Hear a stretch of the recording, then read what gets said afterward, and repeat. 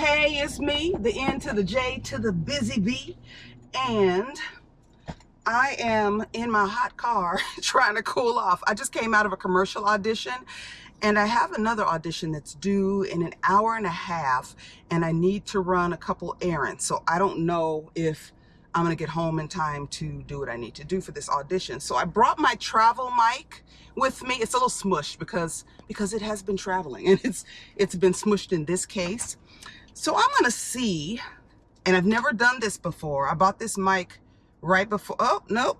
Well, let's see. I bought this mic right before I went to Chicago so that I could do auditions while I was there, voiceover auditions. And I have never used it with my phone, but I'm gonna see if I can do that. Plugged it in there. All right, let me see. I hope it's not a whole lot of text. Let me see what I gotta say. Oh, good grief. I guess I should have looked at it first. I don't know about this. Wait a minute. And there appear to be a bunch of different spots. So what'll happen is when a company is holding auditions to shoot commercials, sometimes they'll just shoot a bunch at one time, a bunch of different commercials. And that's what this company is doing. They're shooting 3 commercials. Oh, wait a minute. Only one of them is appropriate for me. Easy breezy, lemon squeezy. But I'm gonna do a test right now, a little sound test. Hold on, let me blast this AC real quick for a minute, because I'm gonna have to turn it off. Otherwise the sound will be a problem. Cars are supposed to be good places to record in the absence of a booth. Like if you're going somewhere, cars, you know, they're pretty airtight so you don't get all the wind noise from the road. But let me see.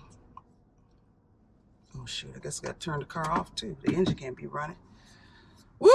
All right, figuring it out. Oh Lord, now somebody's texting me. Testing 1, 2, 3. Okay, now let's see how much noise that picked up. That's all I want to do.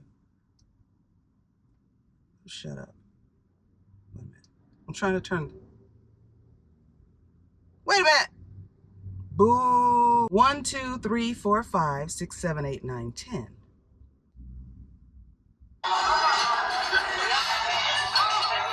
What is that?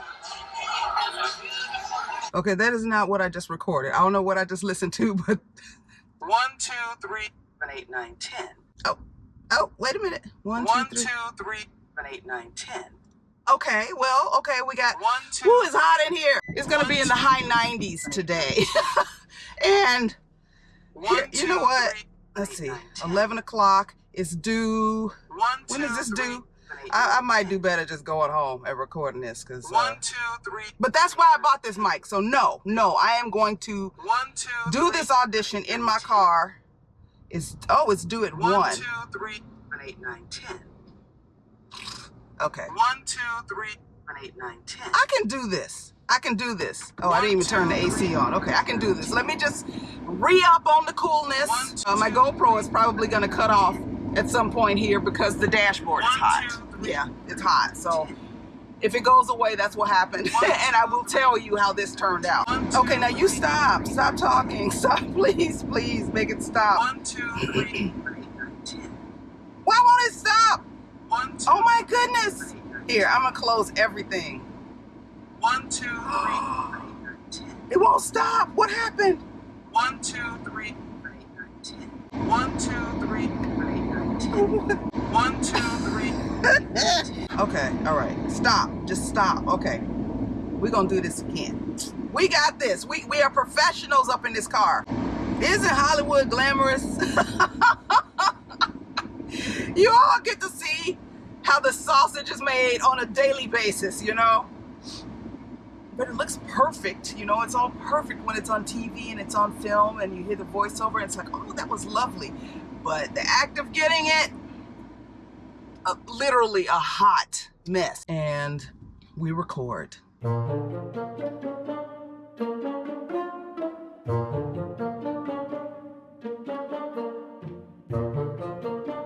Nicole J. Butler. I'm done recording and I'm gonna play it back so I can hear it. It worked! Yes! Okay, let me tell you why I'm so happy about this. I am happy about this because a sister is really trying to become location independent, okay? And that is be anywhere in the world and still make my money, you know? This sounds so good that, like, I could be at home in my booth. Nobody will know that I'm not. So I'm gonna edit this real quick and come back. I have made a discovery, not a bad discovery, just a discovery, that although the audio sounds good when I record in my car, I don't have a good editing program on my phone. So I will have to go home to edit it. Two things I'm gonna do. One is I am going to teach my sister, who's working as my assistant, I'm gonna teach her how to do an audio edit. And the other thing, which is actually the most important thing, is I'm gonna make sure I have an app on my phone that can do that. I have apps, I just don't know how to use them, and it's gonna take me more time to figure out how to do it than to just drive home. So I'm gonna go home. But I wanted to stop in my mailbox, but I think I should just go straight home. On the drive here, I listened to a podcast by the name of My Good Woman.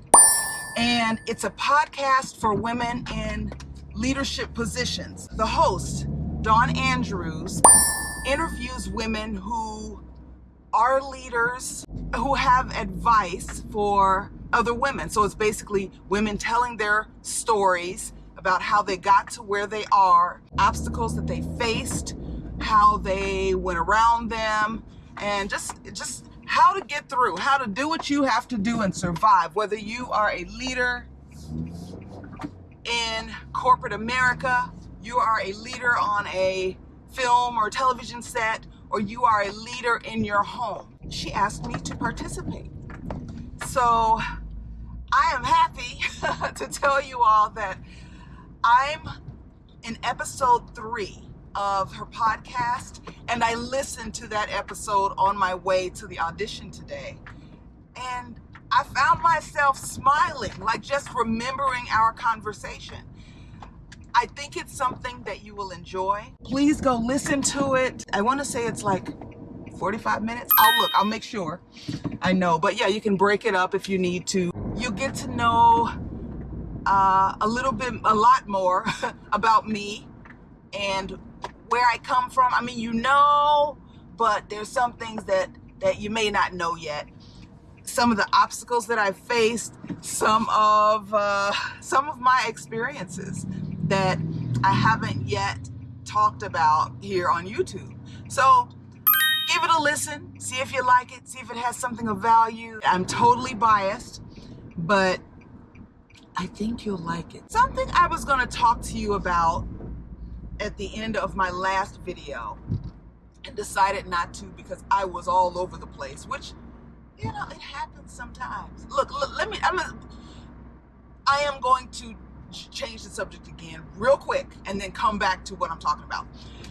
Being diagnosed with ADHD last year has made a whole lot of things in my life make sense. A lot of experiences that I've had, a lot of things that I've had to do, a lot of systems that I had in place to keep me on track, a lot of perfectionist tendencies that I have developed because I never wanted my outside to appear as disheveled as I feel on the inside a lot of the time.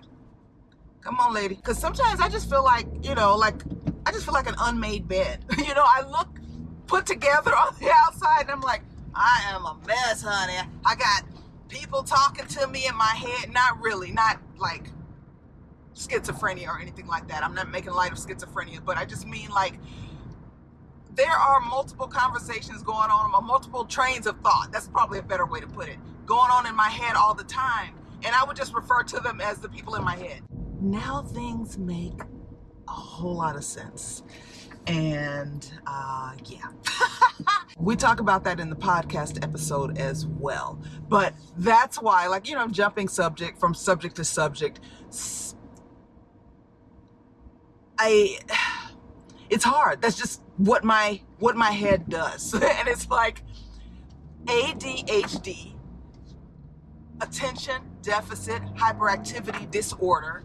ADD is an outdated term because it's all the same thing. It's all the same. ADD, ADHD. The thing is, the reason why a lot of people don't appear to be hyperactive is because they've learned to control it. I learned early on that it's not okay for little girls especially to be bouncing all over the place, run all over the place, and you're over here, you're over there. I learned that it was not okay to be like that. Now, little boys get a little more leeway. People say, oh, that's a boy. But when it's a girl doing that, it's just like, oh, no, you know, little girls don't act like that.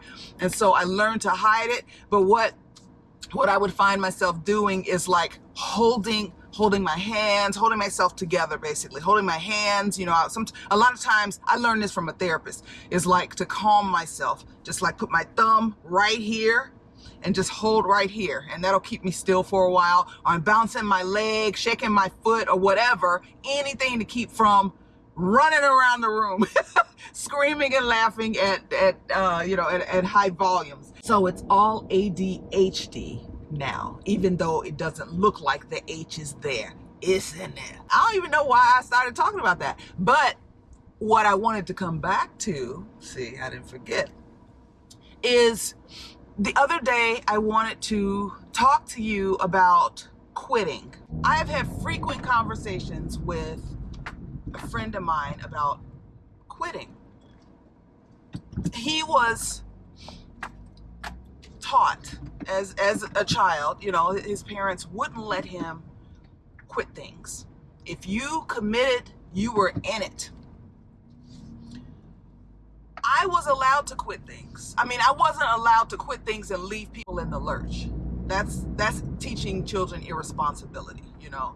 But if I tried something, be it a food, an activity, you know, a class, an instrument, whatever it was, if I tried it and I decided this ain't for me, I don't like this, my mother, who was the final authority on such things, would let me quit as long as I wasn't letting other people down. You can't quit, you know, the cheerleading routine right before the game. Like, that's not cool. You can't quit the choir right before you have to perform. And that approach to things has helped me a lot, because I'm not afraid to try new things. And that's why I'm bringing this up. I tend to get myself out of situations that I know are not right for me. Sometimes it takes a while if I'm really invested, like with certain parts of my acting career. I came and I talked to you all about it for a while before I made the leap, but I knew, I was like, I got to change some things. I got to get out of this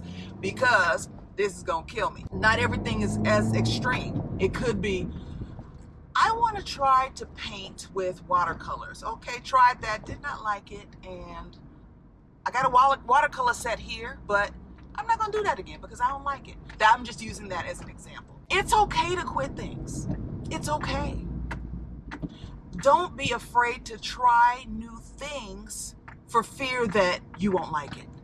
If you don't like it, don't do it anymore. That's, you know, again, this is a conversation that I have a lot with this one particular friend, but I've started to have it with other people too, and realize that it's a thing that people feel like, oh my goodness, there's a fear there. I'm not going to try this thing. I'm not going to take this leap. I'm not going to put myself out there because what if it doesn't go well? What if I don't like it? What if I hate it? Well, then don't do it anymore. If you hate it, stop doing it. Make some changes.